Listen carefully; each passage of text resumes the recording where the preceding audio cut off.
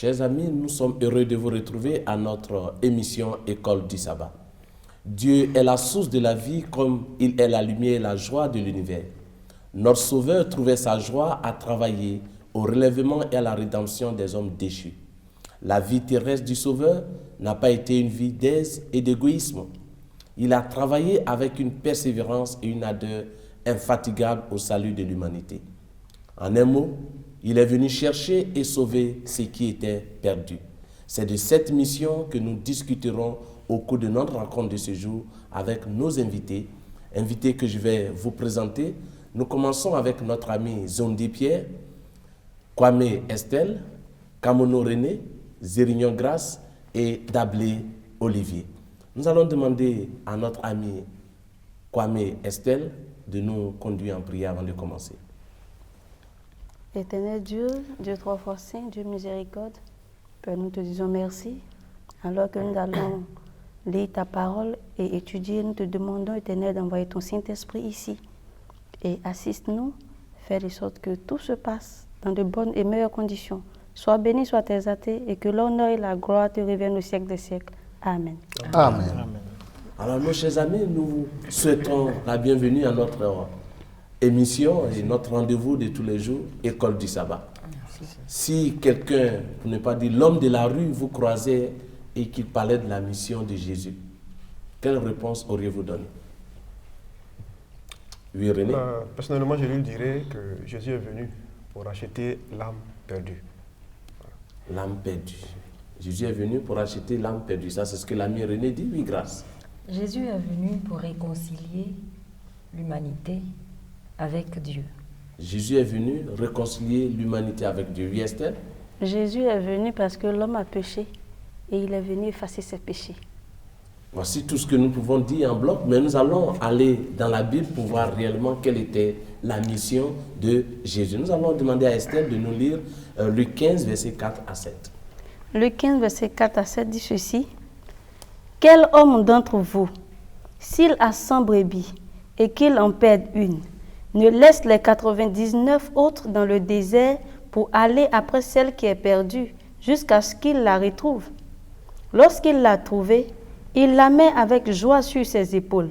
Et de retour à la maison, il appelle ses amis et ses voisins et leur dit, « Réjouissez-vous avec moi, car j'ai retrouvé ma brebis qui était perdue.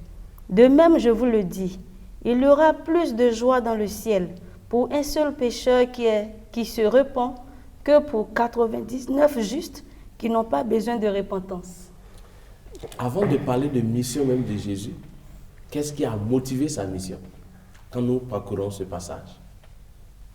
Oh oui, grâce. Ce qui a motivé sa mission, c'est la déchéance de l'homme. Oui. L'homme était à un statut élevé, était à une position élevée, et à cause du péché, l'homme a perdu cette position. Oui. Donc Christ est venu sur la terre pour racheter l'homme et le ramener à la position qu'il a perdue. Oui, Olivier? Oui, pour ajouter à ce qu'elle a dit, il y a l'amour. L'amour. Et Jean 3, 16 est plus éloquent là-dessus. Dieu a tant aimé le monde qu'il a donné, aimé avant de donner son Fils. Quand on parle du monde, on parle de tout ce qui est mauvais, n'est-ce pas? Donc quand Jean 3, 16 dit, car Dieu a tant aimé le monde, il faut aller comprendre ce que ça veut dire. Le monde mauvais, avec tout ce qu'on peut décrire, c'est ce monde que Dieu a aimé. Donc il est vrai, Dieu voulait nous ramener à notre statut premier que nous avons perdu. Mais il faut de l'amour pour cela. Parce que si tu n'aimes pas quelqu'un, si la personne est en train d'agoniser à tes côtés, je pense que ça ne te dit absolument rien.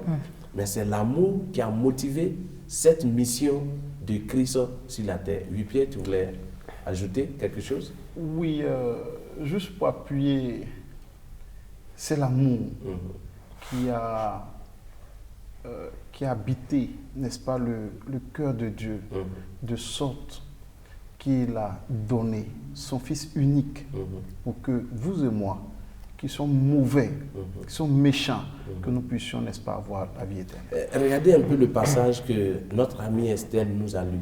Oui. Ce berger qui a 100 brebis. Bien sûr.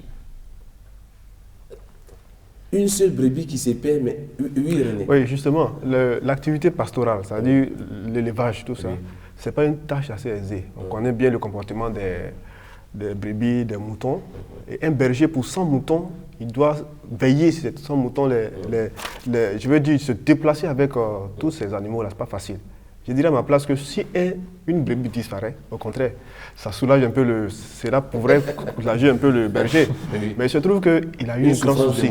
Voilà, une souffrance de moins, merci.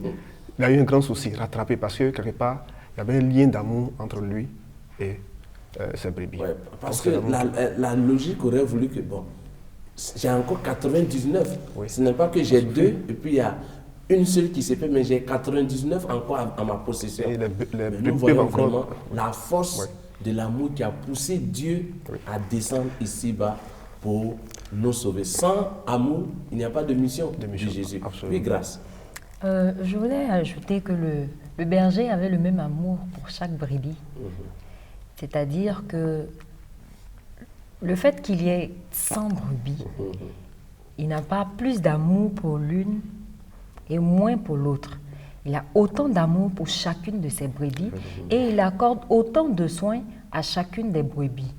Donc quand on aime et que l'être aimé n'est pas là, on se sent mal. C'est ça. On a besoin d'être en contact avec l'être aimé. Et certainement que la brebis perdue devait être la brebis la plus récalcitrante.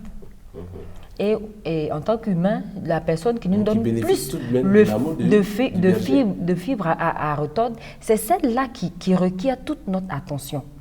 Donc cette brebis-là, qui va représenter l'humanité, requiert toute l'attention de Dieu. Et il manifeste son caractère. La Bible nous dit que Dieu est amour. Donc c'est son caractère qu'il manifeste en venant et en donnant pour rançon son Fils unique. C'est ça. Mais il faut voir que le point de départ de la mission, c'est l'amour. S'il n'y a pas d'amour, il n'y a pas de mission. Et Jésus déjà nous donne un exemple. Parce que nous sommes ses envoyés sur la terre. Allez partout dans Matthieu 28, verset 18 à 20, prêcher la bonne nouvelle du salut. Donc, si on n'a pas l'amour du péché le plus récalcitrant, on n'ira pas prêcher cette bonne nouvelle. Donc, Christ veut nous pousser aussi, avant d'aller en mission, il faut d'abord aimer ceux vers qui tu pars, parce que tu vas trouver toutes sortes de brebis. Oui, Olivier. Enfin, c'est le point qu'elle a souligné que je voulais mentionner. Voilà. Merci. Donc, et pour terminer, Estelle a dit que de la même manière, il y a de la joie lorsque le berger retrouve sa brebis égarée et qu'il partage. C'est la même chose lorsque un pécheur quitte son mauvais chemin et revient à Christ. Donc, c'est important pour nous. Et c'est pourquoi nous devons comprendre cette mission de Christ, que c'est parce qu'il nous a vraiment aimés qu'il a accepté de venir ici-bas. Et si nous comprenons cela, je pense que nous n'allons pas nous dérober à cet amour-là et à ce salut qu'il nous apporte. Oui, grâce. Je voulais souligner là également qu'on voit la différence. Nous, humains, quand quelqu'un nous a fait du tort et qu'après cette personne revient sur ses pas pour reconnaître et pour demander pardon, on est plutôt enclin à encore faire des reproches à la personne, à l'enfoncer. Mais la parole de Dieu nous dit qu'il y a de la joie dans les cieux pour un seul pécheur qui se repent. Quelle que soit la nature du péché qu'il a commis, il peut avoir assassiné, il peut avoir commis des atrocités. Mais quand il se répand, le ciel se réjouit. Et nous devons être capables, en tant que disciples de Christ, nous devons être capables de manifester un tel amour. Merci beaucoup. Nous allons poursuivre. Nous voyons dans ce passage de la brebis perdue un type de pécheur que Christ vient sauver. Celui qui s'est détourné, mais qui crie, parce que la brebis qui est perdue, belle quand même, pour attirer l'attention des uns et des autres.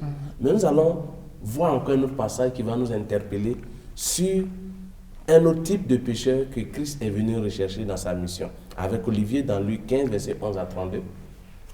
Il dit encore, un homme avait 2 fils. Le plus jeune dit à son père, « Mon père, donne-moi la part de bien qui doit me revenir. » Et le père leur partagea son bien. Lorsqu'il eut tout dépensé, une grande famine survint dans ce pays. Le père dit à ses serviteurs, apportez vite la plus belle robe et l'en revêtez. Mettez-lui un anneau au doigt et des souliers aux pieds. Et quand le fils est arrivé, celui qui a mangé ton bien avec tes prostituées, pour lui que tu as tué un veau. Mon enfant, lui dit le père, tu es toujours avec moi et tout ce que j'ai je pense est que à nous toi. avons déjà compris l'essentiel du message. Ici, quel enseignement tirons-nous de cette parabole de l'enfant prodigue? Oui, Esther. Je peux dire que là aussi on parle de l'amour. Parce que le père aimait son fils. Parce que de nos jours, si un enfant désobéit de cette manière à son papa, vraiment, ça sera difficile au père de lui pardonner. Le père même l'oublie. Mais dans la Oui. parabole, on voit qu'il avait le regard sur le chemin de retour. Oui, il attendait que son fils revienne. Donc je peux dire que cette parabole veut nous amener à pratiquer l'amour, à nous aimer les uns les autres, quelle que soit la faute que peut commettre une personne, nous devons arriver à pardonner la personne. Parce que si Dieu même n'a pas tenu compte de nos péchés, est venu, il a donné son Fils unique, Jésus-Christ, pour mourir pour nous, nous, qui sommes-nous? Nous devons être capables de pardonner notre prochain. Ouais. Oui, Pierre? C'est en ce sens-là que j'aime à dire que Dieu persiste à nous aimer. Dieu persiste à nous aimer, c'est-à-dire... Même quand nous persistons à nous détourner de Dieu. Bien sûr. voyez la rébellion Oui. en griffe, mais c'est en sorte une sorte de rébellion de cet enfant vis-à-vis de son père. Vous avez pratiquement tout à votre disposition. Un matin, tu te lèves, tu dis non, tu ne veux plus rester là. Et c'est la même chose. Dieu nous entoure de ses grâces, mais nous sommes levés un matin et nous avons choisi délibérément de pécher. Et nous sommes éloignés de Dieu. Mais comme ce Père, Dieu a toujours les yeux sur... Ça, c'est l'amour. Dieu persiste à nous aimer. Je pense que si nous retenons à Genèse chapitre 3, nous pouvons comprendre que la mission même de Christ a commencé depuis le jardin d'Éden. Bien sûr. Adam, où es-tu? Cette question était l'ouverture, le point de départ de la mission de Christ sur terre. Parce que si Dieu n'était pas descendu poser la question, Adam, où es-tu? Parce que l'homme a péché, c'est fini pour lui. Mais Dieu descend encore pour chercher l'homme déchu. Oui, Olivier. Oui, Dieu va vers le pécheur pour le sauver. Mais ce que je veux dire concernant cette parabole, elle dégage les leçons, la leçon la plus précieuse de la Bible. Parce que demander à son papa l'héritage, pour certains commentateurs, c'est comme c'est souhaiter la mort de son papa. Donc là, il y a déjà une offense très prononcée. Parce que l'héritage, on prend après. On lui prend après la mort du papa, mais pas de son vivant. Donc c'est souhaiter la mort de son papa. Mais on voit que là, le père attend, il a le regard projeté dans le lointain. Espérant que son fils revienne. Mais apprécions encore un acte du père. Lorsqu'il voit le fils venir, il court. Dans certaines coutumes, c'est pas bon de voir une personne âgée courir. Une personne âgée qui court. C'est pas... Mais le père le fait parce qu'il aime son fils. Et ce qui ressort de cette leçon, cette parabole est l'illustration étant pour moi la plus parfaite de la grâce. Qu'est-ce que le fils a fait pour qu'on lui mette des souliers, des anneaux et qu'on lui tue un agneau pour fêter son retour?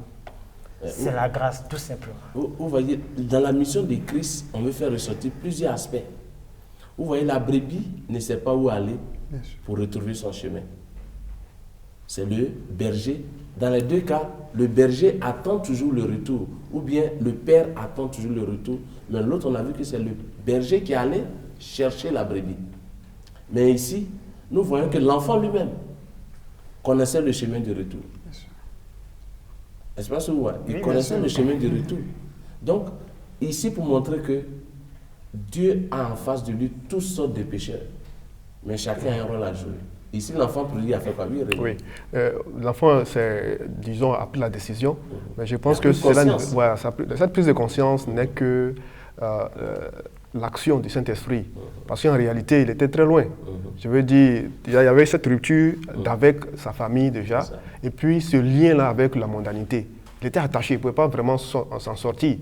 Il fallait vraiment la providence divine pour le ramener à Dieu. Et donc, pour ma part, le Saint-Esprit a agi, a touché son cœur et il a pris la décision pour aller.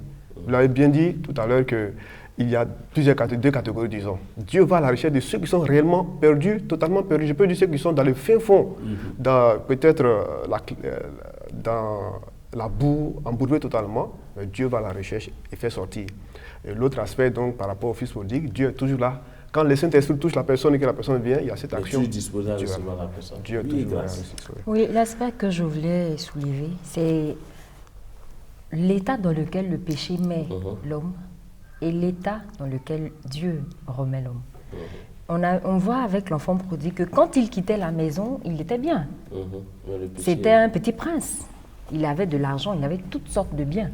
Mais le péché l'a dépouillé, lui a enlevé toute son humanité, au point même où il luttait la nourriture des pauvres. Et quand, comme l'ami l'a dit, quand le Saint-Esprit l'a visité, l'a convaincu que là où tu es, là, ce n'est pas ta place, reviens. Et qu'il est revenu, il a juste fait le geste de venir et le Père est accouru, l'a restauré. Donc, une des missions de Christ également, c'est de nous restaurer dans notre statut d'enfant de Dieu. Parce que le péché nous dénature, nous détruit complètement, mais Christ nous restaure. Comme Christ est venu en mission, et dans Matthieu 28, nous avons aussi en mission, parce qu'il n'est plus là, c'est nous qui sommes ses disciples. Pour nous dire qu'en allant en mission, vous allez croiser plusieurs types de personnes. Mais tout ce que j'attends de vous, c'est de faire tout pour pouvoir les ramener à moi. Pour la brebis, elle tournait en rond, elle ne savait pas où partir, mais le berger a parcouru tout le désert pour la retrouver. C'est comme l'autre aussi, qui volontairement part, mais quand il prend conscience pour revenir, comme le Père devant être quoi? Ouvert. Mais souvent dans l'église, il arrive que même les frères en Christ ne soient pas disposés même à recevoir un frère qui est parti et qui a commis beaucoup de dégâts. Mais Christ veut nous amener à être prêt à accepter quel que soit ce qui a été commis par le frère avant de partir. Nous allons continuer avec René, mais après avoir lu un passage avec grâce. Luc 16, 19 à 31. Luc 16, 19 à 31. Il y avait un homme riche qui était vêtu de pourpre et de fin lin et qui chaque jour menait joyeuse et brillante vie.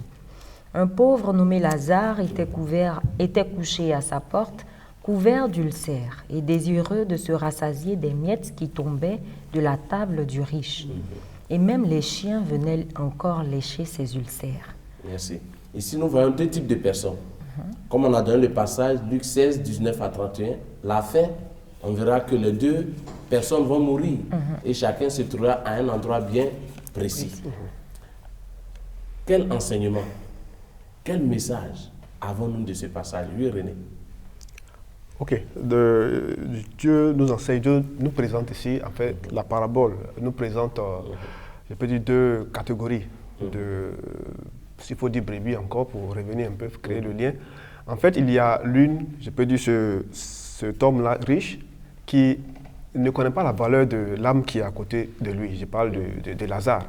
Et ce dernier manque d'hospitalité, et puis manifeste une certaine, je peux dire, il n'affiche pas de la sympathie vis-à-vis de ce.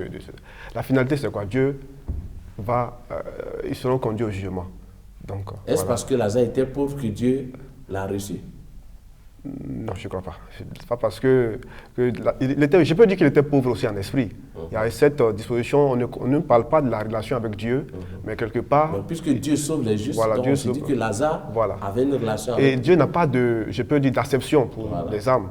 Vous pouvez être riche et puis avoir une très bonne relation avec Dieu. C'est ça. Vous pouvez être pauvre, mais au lieu d'être humble, vous pouvez avoir une mauvaise attitude qui va vous conduire à J'avais voulu qu'on mette cette précision pour qu'on ne nous interprète pas de la mauvaise manière. Voilà. Oui, Esther. Je peux dire que par là, nous comprenons que nos richesses, nos biens ne peuvent pas nous donner le ciel. Les richesses, c'est pour un temps dans ce monde. Le riche, ses biens vont finir. S'il n'a pas Dieu dans sa vie, pour lui, c'est terminé. Pourtant, celui qui se contente de ce qu'il a et qui se fortifie en Dieu, il a une promesse, la vie éternelle.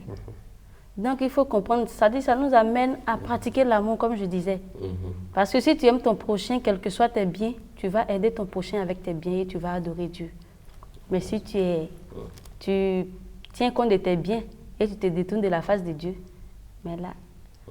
Il y a un élément important aussi. Quand je vois Lazare et l'homme riche, je vois que Jésus est venu en mission pour faire quoi? Pour nous racheter, pour nous sauver. Comme il a dit lui-même, je suis venu chercher et sauver ce qui était perdu.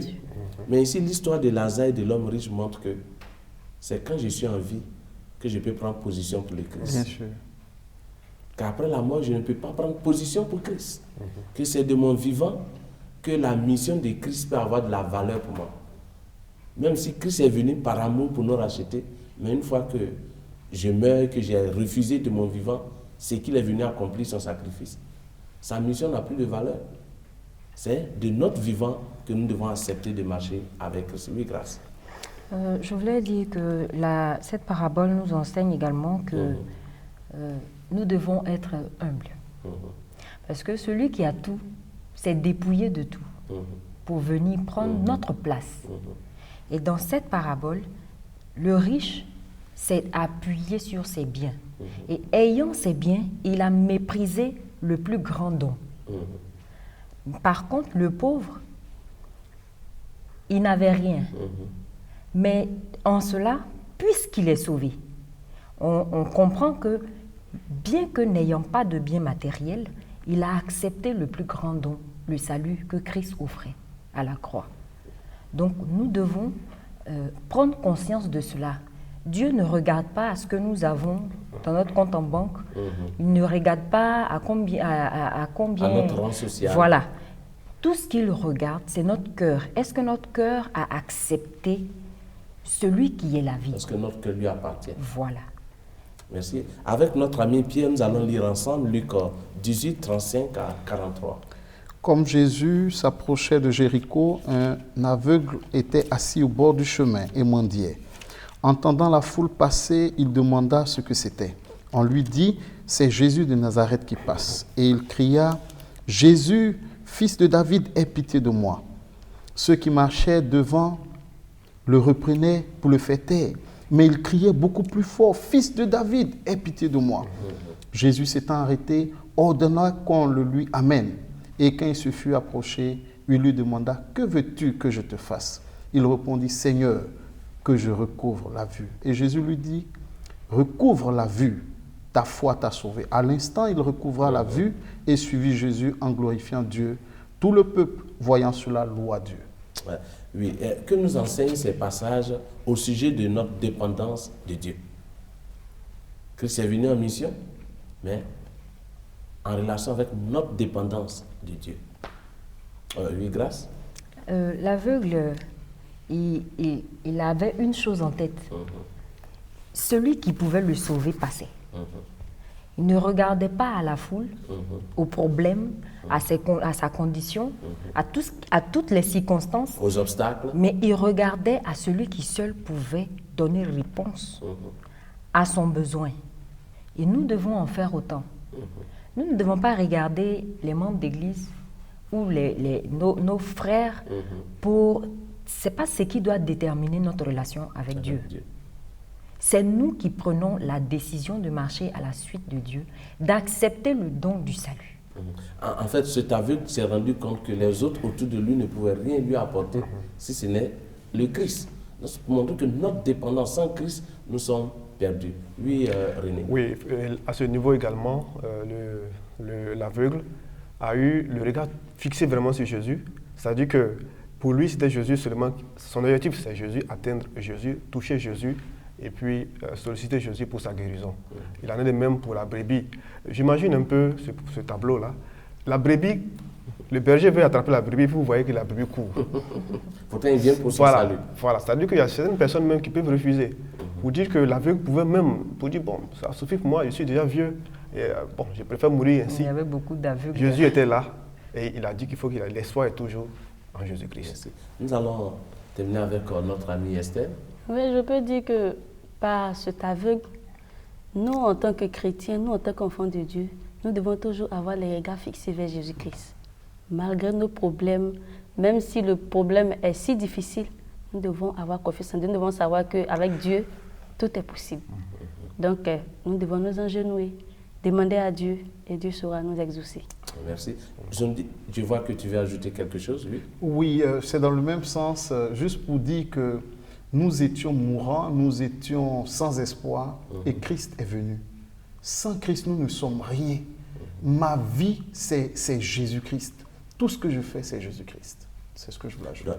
Pour finir, il faut dire que Jésus est venu en mission, mais cette mission a été motivée par un amour si grand, si profond, si indescriptible qu'il est venu mourir pour nous racheter. Mais en venant, Jésus savait qu'il allait rencontrer plusieurs types d'hommes perdus. La brebis nous a donné un exemple de ceux qui s'égarent et qui tâtonnent, cherchant leur chemin sans toutefois les trouver. Dieu vient également à leur secours. L'histoire de l'enfant prodigue également nous parle de celui qui volontairement s'éloigne de Dieu, mais qui prend conscience de revenir à la maison. Christ est toujours disposé à recevoir cette personne. Nous avons eu un enseignement, un exemple de Christ en mission. Et nous sommes aussi ses disciples. Et nous devons suivre l'exemple de Christ. Mais que l'amour nous motive, que l'amour nous habite. Nous vous disons merci. Nous avons été heureux de pouvoir échanger avec vous. Et merci d'avoir répondu à notre invitation. Et nous espérons que très bientôt nous nous retrouverons encore pour un autre rendez-vous avec la parole de Dieu. Chers amis, nous voici au thème de notre émission de ce jour. L'Église est l'intermédiaire choisi de Dieu pour le salut des hommes. Sa mission est de porter l'Évangile au monde. L'obligation d'y participer repose sur tous les chrétiens. Chacun, dans la mesure de ses talents et des occasions qui se présentent à lui, doit remplir la tâche qui lui a été assignée par le Sauveur. N'attendez pas de grandes occasions, ni des dons remarquables avant de commencer à travailler pour Dieu. Le plus humble et le plus pauvre des disciples de Jésus peut être en bénédiction à d'autres personnes. Nous vous disons merci et vous donnons rendez-vous pour une autre rencontre. Nous allons dire merci à Dieu pour ce temps que nous avons eu. Éternel, nous voulons te dire merci pour ce temps d'étude.